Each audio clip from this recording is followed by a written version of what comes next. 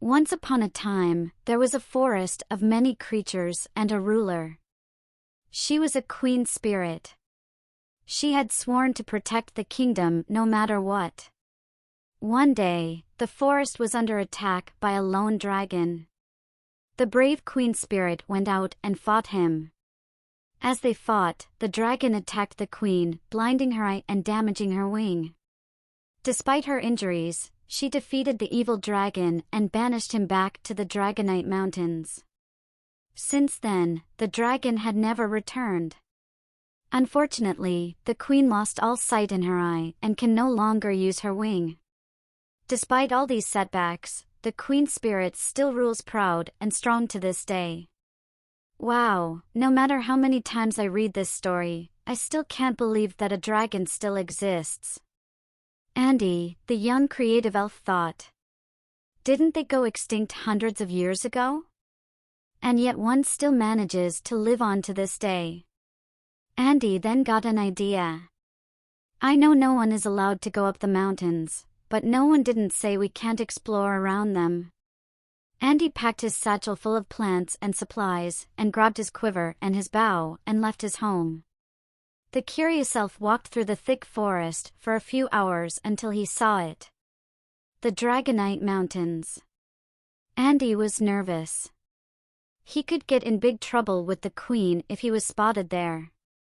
As Andy walked around the base of the mountains, he heard something. Andy quickly hid in one of the trees and watched the area. As Andy watched the area, something fell and made impact upon the ground. It was a creature. Andy carefully got down from the tree but stayed out of sight. As Andy moved closer, he couldn't believe it. It was the last dragon, and he was injured. Andy watched as the dragon set himself up, holding his bleeding arm. "Ack shit," the dragon exclaimed, "I still can't fly. That damned spirit spell is still in effect." Andy felt bad for the dragon. He didn't like seeing anyone in pain, but he needed to leave. As Andy turned to leave, he tripped on a root, alerting the dragon. Andy quickly hid, fearing the dragon would certainly harm or kill him. "Who's there?" the dragon called out. "I know someone's there." "Shit. He saw me." Andy thought as fear ran through him, causing his heart to beat so fast that it might leave his chest. Andy tried his best to remain quiet. Eventually, the dragon lost interest. Andy's curiosity pulled him closer to the dragon. He is looking at an actual dragon. As Andy watched, the dragon saw him. "Who are you?" the dragon yelled. Out of fear, Andy quickly drew his bow. Andy didn't want to hurt the dragon more than he already was. The dragon saw Andy's fear and backed down, turning focus to his arm. Andy lowered his bow and began to approach the dragon. The dragon watched as Andy approached. "What in the hell is this kid doing?" the dragon thought.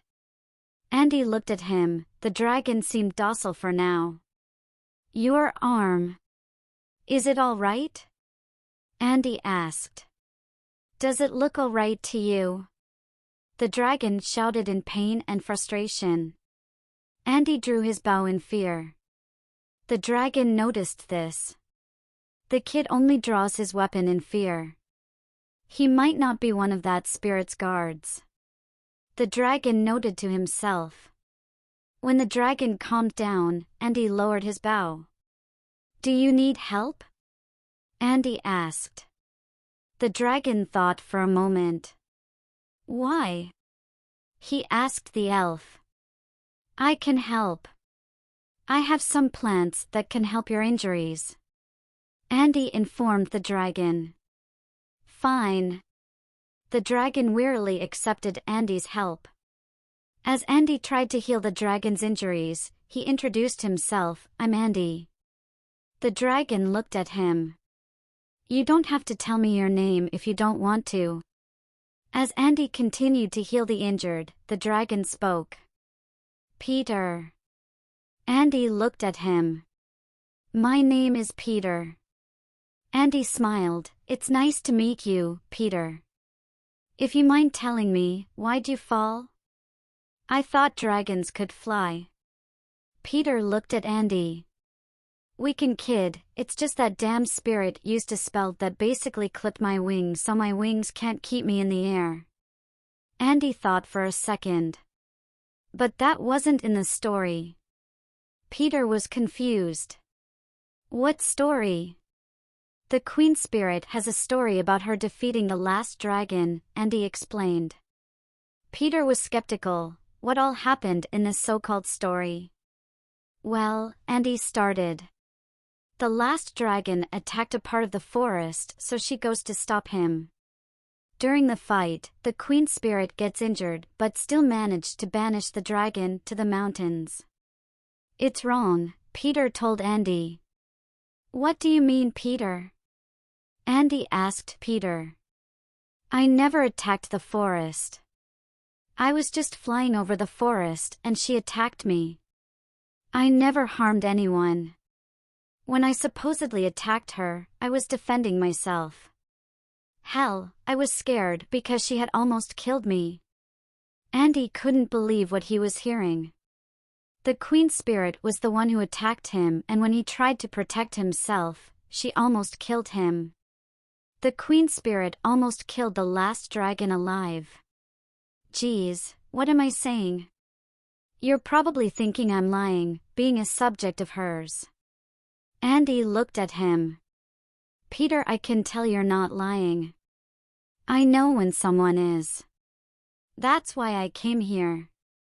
I felt like the story was missing something, so curiosity brought me here. Andy told Peter as he finished tending to his injuries. So you're betraying the Queen Spirit to find the truth. I guess so when you put it that way. I need you to be back here in 60 hours if you don't mind. Why? Peter asked. So I can make sure your wounds are healing, Andy informed him. This kid. Peter thought. All right.